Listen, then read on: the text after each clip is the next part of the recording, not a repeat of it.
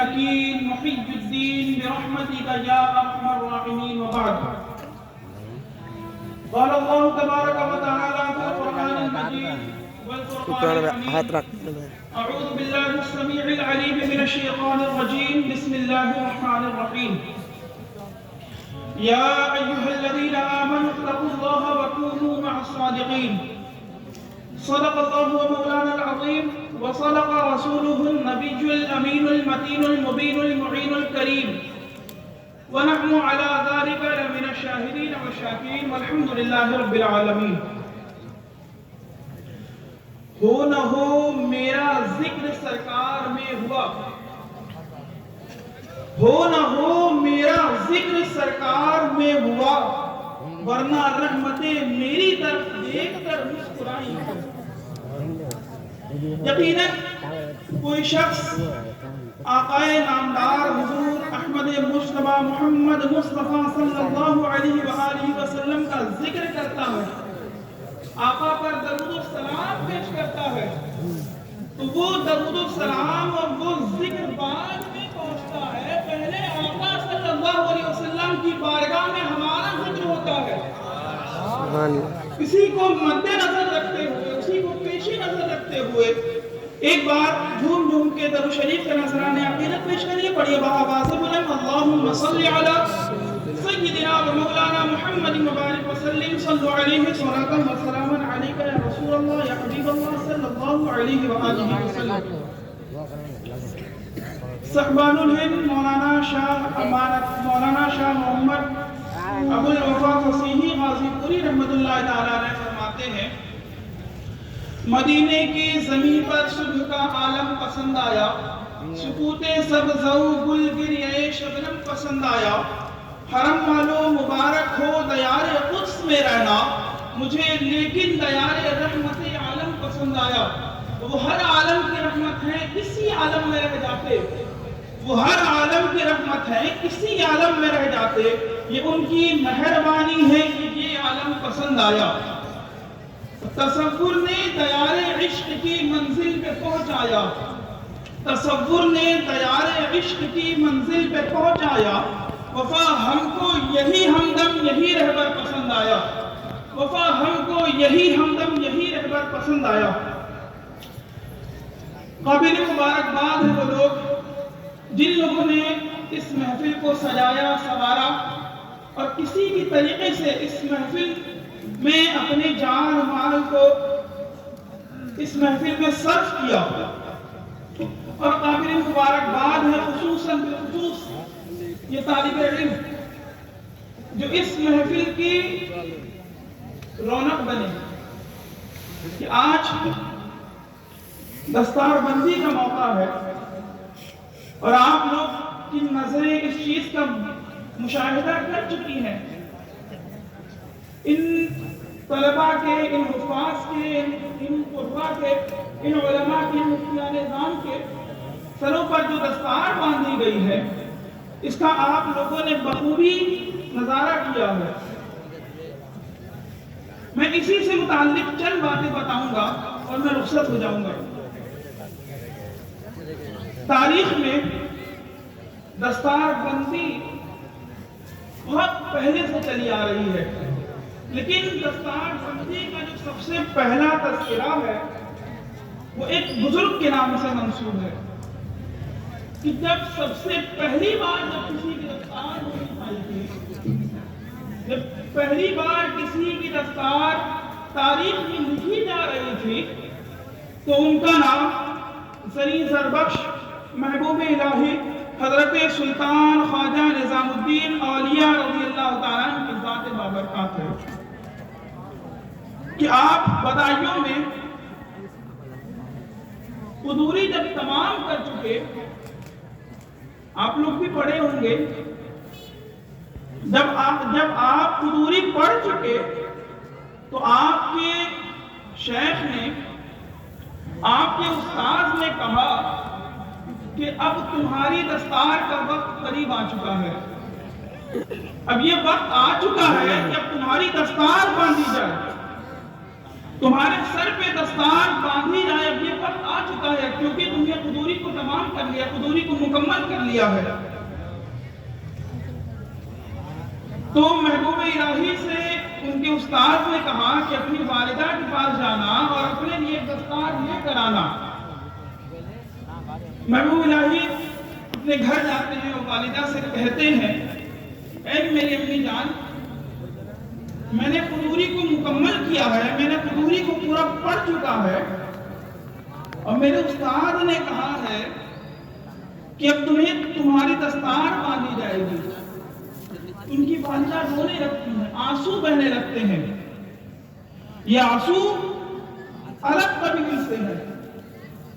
عام طور پر آنسو تب نکلتا ہے کہ جب غم اور دکھ کا ماحول ہوتا ہے، جب کسی کو کوئی چوٹ لگتی ہے، کسی کو کوئی دکھ پہنچتا ہے، اس وقت آنسو نکلتا ہے۔ یا کوئی اور ماحول ہو جاتا ہے، جیسے پیاس کاٹتی جائے، تب بھی آنسو نکل جاتا ہے۔ لیکن یہ آنسو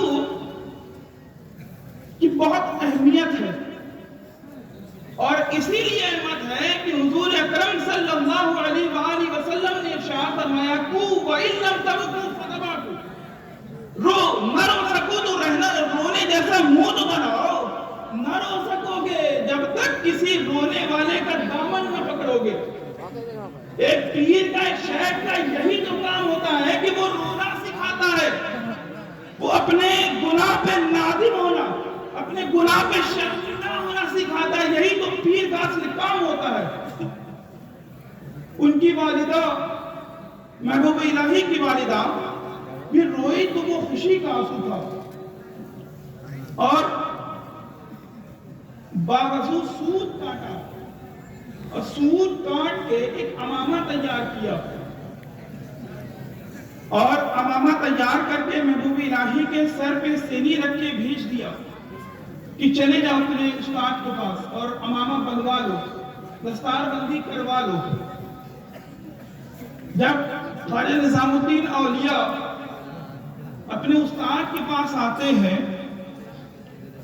اور جب دستار پیش کرتے ہیں تو ان کے استاد نے ایک جملہ کہا تھا، ہاں کہ دستار اہل اللہ سے بنوایا کرو، دستار اللہ والوں سے بنوانا۔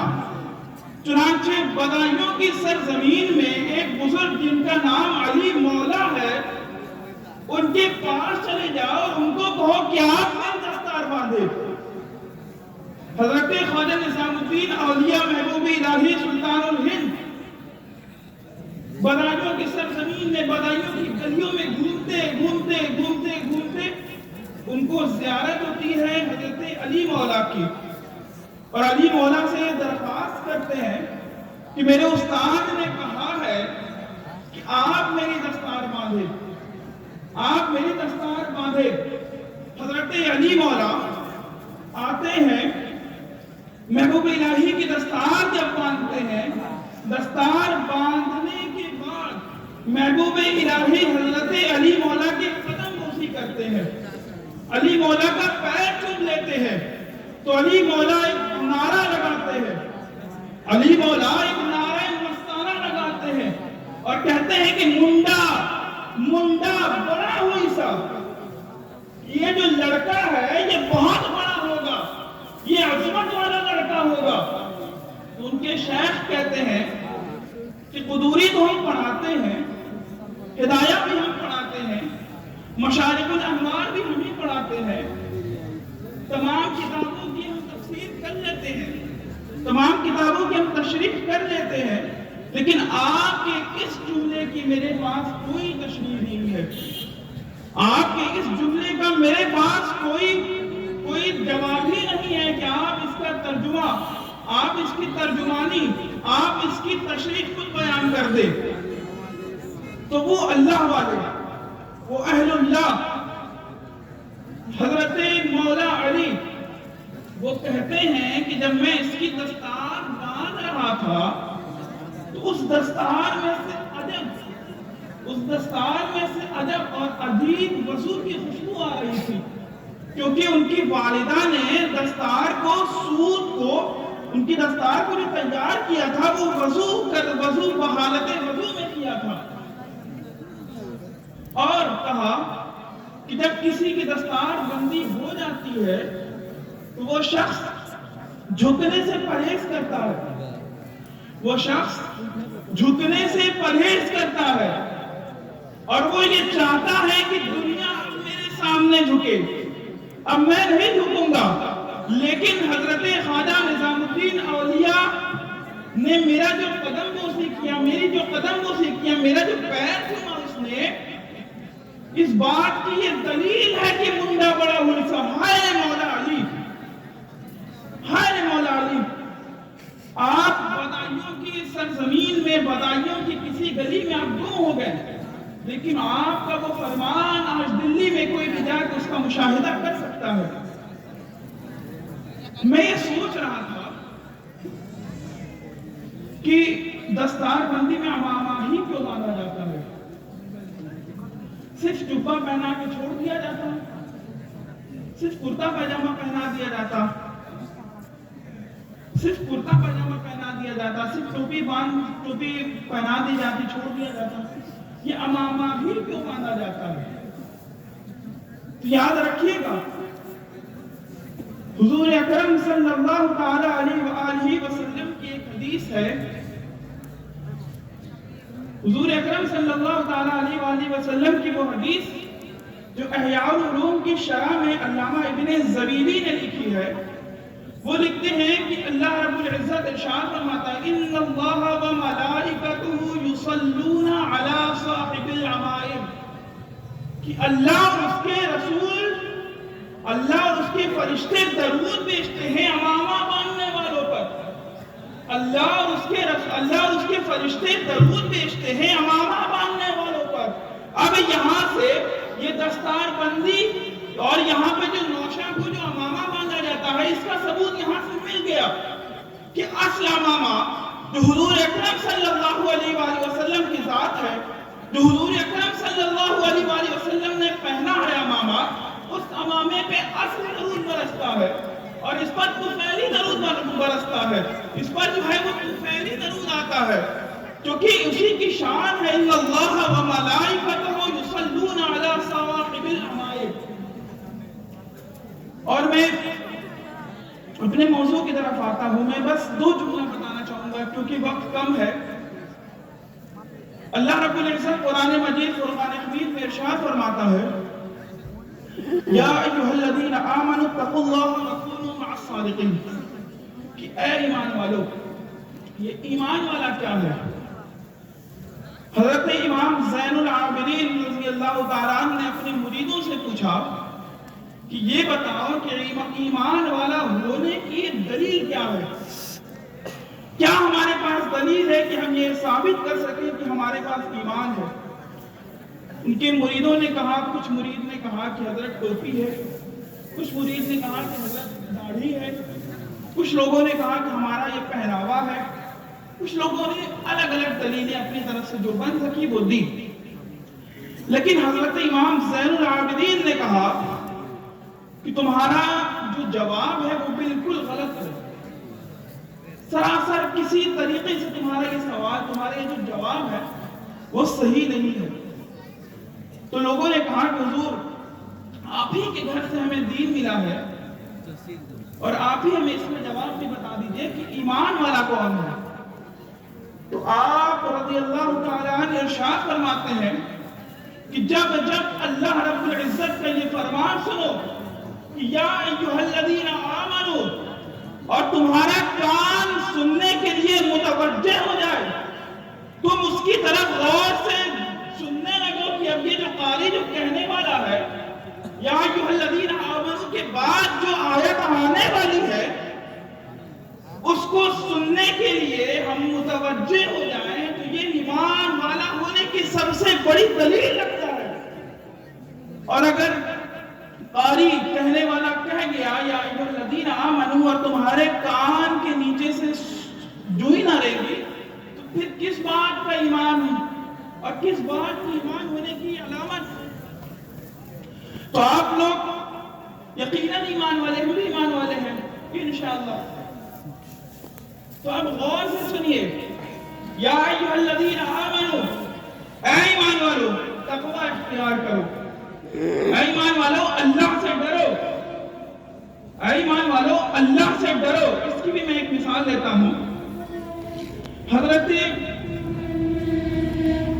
شیخ الشیوخ شیخ شہاب الدین سہروردی رحمۃ اللہ تعالیٰ علیہ کی بارگاہ میں ایک شخص آتے ہیں جن کو زکریا بہاؤالدین زکریا ملتانی رحمۃ اللہ علیہ کے نام سے جانا اور پہچانا جاتا ہے۔ وہ آپ جب حضرت بہاؤالدین زکریا ملتانی رحمۃ اللہ علیہ شیخ الشیوخ کی جب بارگاہ میں آتے ہیں اور مرید ہوتے ہیں تو حضرت ان کو مرید کرنے کے بعد فوراً ہی خلافت عطا کر دیتے ہیں۔ تو شیخ الشیوخ کی جو اور جو مریدین تھے سب ناراض ہو جاتے ہیں کہ کیا بات ہے کہ ایک شخص آیا وہ مرید ہوتے ساتھ ہی آپ نے اس کو خلافت عطا کر دی، اور ہم یہاں پہ 3 مہینے 6 مہینے 1 سال سے پڑے ہوئے ہیں اور آپ ہمیں خلافت نہیں دے رہے ہیں، کیا بات ہے؟ تو شیخ الشیوخ کو یہ جب بات پتہ چلی تو تمام مریدین کو بلایا اور سب کو ایک مرغی دیا، اور مرغی دینے کے بعد کہا کہ اس کو ایسی جگہ ذبح کرنا کہ جہاں کوئی نہ دیکھ رہا ہو، ایسی جگہ ذبح کرنا جہاں کوئی نہ دیکھ رہا ہو۔ تو تمام لوگ لے کر گئے، کوئی 1 گھنٹے بعد آ رہا ہے، کوئی تھوڑی دیر بعد آ رہا ہے، ایسے کرتے کرتے سب کوئی آ گئے، لیکن حضرت بہاؤالدین زکریا ملتانی رحمۃ اللہ علیہ نہ آ سکے، نہیں آئے۔ اور لوگ کہنے لگے، مزہ اڑانے لگے، مذاق لینے لگے کہ آپ نے اس کو مرید کرتے ہی خلافت عطا فرما دی، اور ہم یہاں پہ اتنے 3 دن سے پڑے ہیں اور ہمارے لیے کچھ بھی نہیں۔ دیکھیے وہ آپ کے ایک فرمان پہ، آپ کی ایک بات پہ وہ عمل نہ کر سکا۔ تو حضرت شیخ الشیوخ بہاؤالدین زکریا ملتانی کو بلاتے ہیں اور کہتے ہیں کہ کیا ہوا، تم نے مرغی کیوں نہیں ذبح کی؟ تو حضرت بہاؤالدین زکریا ملتانی نے ایک جملہ کہا، کیا شیخ مجھے روئے زمین میں کوئی ایسی جگہ نہ ملی جہاں میرا رب مجھے نہ دیکھ رہا ہو، جہاں مجھے میرا رب نہ دیکھ رہا ہو، اس لیے میں مرغی کو ذبح نہیں کر سکا۔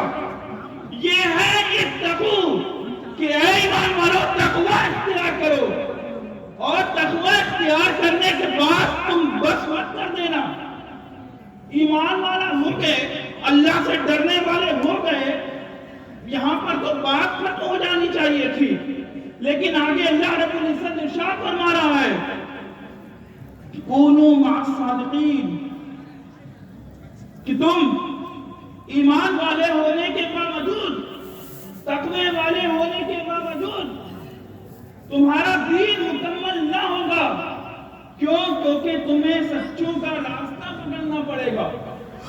اور سچوں کا راستہ کیوں پکڑنا پڑے گا، سچوں کا دامن کیوں تھامنا پڑے گا؟ ہم اور آپ ہر روز نماز پڑھتے ہیں، نماز میں سب سے پہلی جو سورہ ہم پڑھتے ہیں سورہ فاتحہ، اس میں اس کا اللہ رب العزت نے خلاصہ کر دیا کہ الحمدللہ رب العالمین الرحمن الرحیم مالک یوم الدین ایاک نعبد و ایاک نستعین۔ پھر آگے اللہ رب العزت ارشاد فرماتا ہے اہدنا الصراط المستقیم، کہ اے اللہ ہمیں سیدھے راستے پر چلا۔ کچھ لوگوں نے اس کا ترجمہ کیا ہے اللہ ہمیں سیدھے راستے پر دکھا، سیدھا راستہ دکھا۔ کچھ لوگوں نے کیا ہے اللہ ہمیں سیدھا راستہ بتا۔ سب سے سلیس اور سب سے اچھا ترجمہ یہ ہے کہ اللہ ہمیں سیدھے راستے پر چلا۔ صراط الذین انعمت علیہم، ان کے راستے پر کہ جن پر تیرا انعام ہوا۔ صراط الذین انعمت علیہم، ان کے راستے پر کہ جن پر تیرا انعام ہوا۔ غیر المغضوب علیہم ولا الضالین، ان کے راستے پر نہیں کہ جن پر تیرا غضب نازل ہوا۔ تو یہاں سے کونوا مع الصادقین سمجھ میں آ گیا کہ اللہ رب العزت سے سیدھا راستہ چلنے کی صرف دعا مانگتے رہو گے تو کبھی نہ چل سکو گے۔ کیونکہ مثال کے طور پہ ہمارا گھر غازی پور ہے، کوئی آپ سے کہے کہ ہمیں غازی پور جانا ہے، کوئی ایک شخص آپ سے آیا کہا کہ آپ کو غازی پور جانا ہے، تو آپ کیسے بتائیے گا کہ وہاں پہ ایسے چلے جانا، ایسے راستہ پکڑنا، ایسے مالدہ سے جانا، ایسے فرقہ سے جانا، یہ ٹرین پکڑ کے پہنچ جانا؟ لیکن سب سے اچھا طریقہ یہ ہوگا کہ اس سے آپ کہیں گے کہ وہ شہبان آیا تھا، وہ لیٹ ہے، تو اس کے ساتھ تم چلے جاؤ۔ سب سے اچھا راستہ یہ ہوگا کہ نہیں کہ کسی کا ساتھ پکڑ لو، کہ جو اس راستے کو جانتا ہو، جو اس راستے سے واقفیت رکھتا ہو، اس کا دامن تم پکڑ لو، تم سیدھے راستے پر پہنچ جاؤ گے۔ اس لیے اللہ رب العزت نے فرمایا یا ایھا الذین آمنوا، اے ایمان والو، تقویٰ اختیار کرو اور سچوں کے ساتھ ہو جاؤ۔ کیوں؟ کیونکہ سچے ہی تمہیں سچا دین دکھائیں گے اور سچے ہی تمہیں سیدھی راہ پر چلائیں گے۔ وما علینا